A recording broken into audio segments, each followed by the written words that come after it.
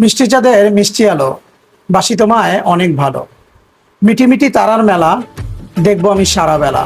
तू ही अरमा तू ही सच है कह रही दीवानियत है গাইস, আজকে আমাদের একটি বিশেষ দিন।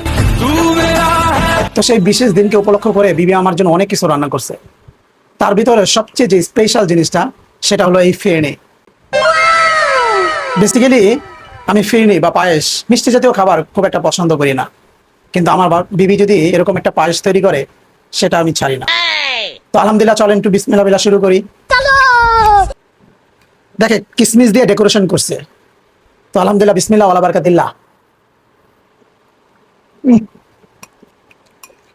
বললাম না মিষ্টি খুব একটা পছন্দ করি না, হালকা মিষ্টি দিয়ে এবং প্রচুর পরিমাণে দুধ দিয়ে এটা বানানো হয়। তো আমার বিবির এটাই একটা স্পেশালিটি। চামচ দিয়ে আর হচ্ছে না, মনে হয় বাড়িটা পুয়া খাইয়া ফেলাই।